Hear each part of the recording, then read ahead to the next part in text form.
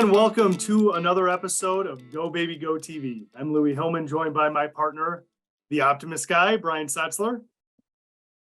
Hey guys. Good to see you, brother. Good Today to is see you. actually a part two of a previous episode we did, the premium finance problem. Brian, just tell us real quickly, what is going on as it relates to premium finance and why is it so important to talk about today? Well, the Federal Reserve just completed yet another rate increase. And so the grand total of rate increases over the last 14 months now stands at more than a 5% increase. Prime borrowing rate is now in excess of 8.25. Well, the other day when we did the first one of these discussions about premium finance, I just kind of took it for granted that when we were talking about it, that it was going to be abundantly obvious to the clients and the agents when these cases renew that the plan design would be immediately modified upon the renewal. Because I was kind of thinking naively that the plan design was whatever the interest rate is, the client pays that, okay? So for example, this case that we worked on for our workshop that we're doing later in the week, a 50-year-old person for $10 million of insurance, by the fourth year in the original premium finance example, the client was projected to have to pay around $85,000 a year through year 16. And that's based on an original 3% loan Yes, rate. right. And if you think about a year and a half to 2 years ago, it would have been, there was a lot of premium finance presentations that I personally saw coming from different aggregators around the country that would have run a assumed borrowing rate at a static flat 3% for the entirety of the plan. Okay. Now everyone knew that that was not guaranteed. And I'm not here saying that people were engaging in deceptive sales practices. I'm not saying that explicitly. All I'm saying is that by creating a scenario, it basically was a math scenario hinging on one key variable. It's really two variables. Variable one is the loan interest rate, and variable two is whatever the actual performance of the life insurance policy is, right? Those are the two variables. However, the tail that's wagging the dog, so to speak, to use a Southern expression, on these transactions is the borrowing rate. If the borrowing rate had been 3 forever, you multiply your borrowing rate times the loan, and that is the interest-only obligation that the client was expected to pay every year. So back to the example, just keep it simple, on a $3 million loan at 3%, that's $90,000 a year. Well, at 8%, 8% times 3 is $240,000 a year. So my point is there is a vast difference in getting a client comfortable and committing to funding $90,000 a year versus getting that same client that gets a surprise letter in the mail a year or two later saying, I'm sorry, Mr. Client, that plan that we spent 6 months or 9 months putting together for you and getting you approved for and getting you through the underwriting and buying the life insurance and you perfecting your collateral and all the steps and so on. I know we told you you had to pay $90,000 a year, and we're sorry to tell you that because the Federal Reserve raised interest rates, you now have to pay $240,000 a year. That seems like. Yeah, and I think one of the things that is concerning out of some of the conversations we're having with advisors that have done premium finance transactions is there's almost a denial, right, in having to go back to the clients and really lay out the current environment, how drastically different it is when they implemented the plan. And what happens if the client doesn't make a change in what their outlay is on the interest payments, that additional interest that is owed is just rolling up into the loan. And that really compounds the problem of the increased interest rates, the drastic increase in interest rates. So the advisors, I don't know, are fearful or in denial or don't want to rock the boat with the client. They're not going back and asking the client to make a change to adjust or adapt to the change in the market conditions. Would you agree with that? At least conversations Yes, we've that's had. exactly right. What they're doing is they're going back to the original plan design and they're doubling down on the original client outlay. Because they are so afraid that if they go back to that client and radically change the client outlay, it's all of a sudden going to cause that client to be upset.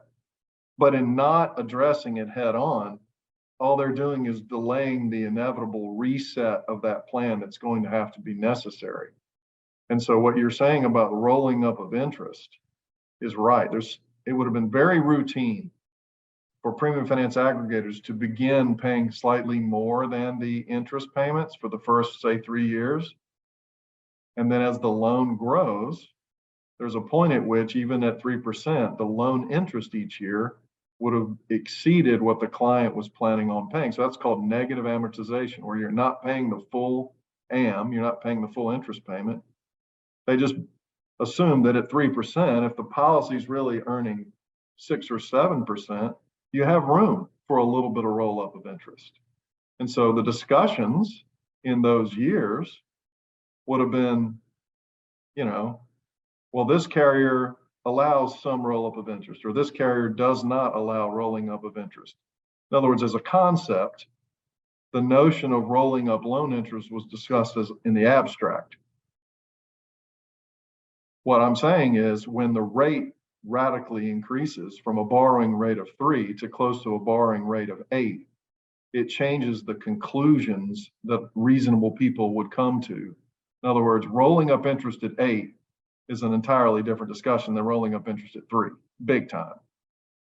Yeah, and premium finance has been for about a decade a great low-cost solution to acquiring permanent life insurance because the interest rates were so low.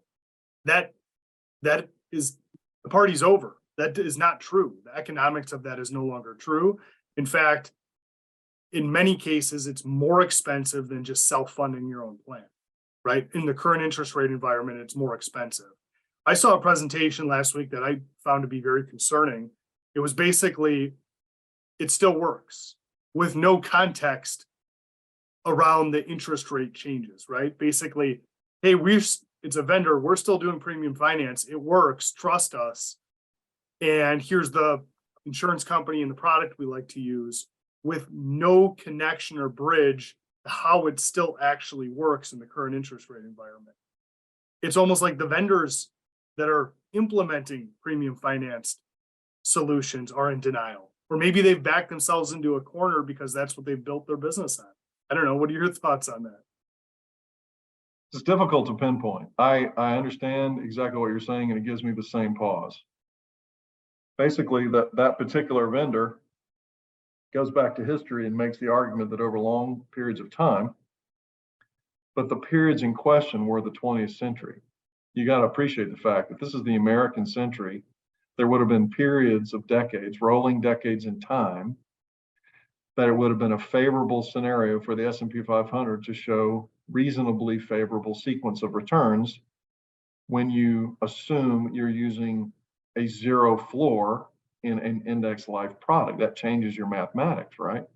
So anytime there was a bear market, whether it be in the 70s and 74, whether it be in the early 80s, whether it be in 2001 and 2, or whether it be in 2008, in all those time periods where there would have been radical reductions in the capital markets and an index life product with a zero floor, whenever the world solves its problems, you would then get favorable index credits in a back-tested assumptions, right?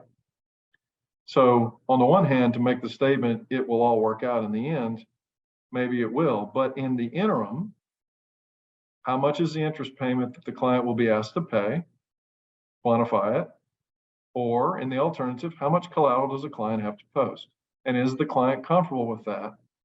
My core point is whatever the client was shown 2 years ago, the reality is going to be radically different than that, which opens up all kinds of opportunities for those clients to be upset at their trusted advisor. And that's what you do not want.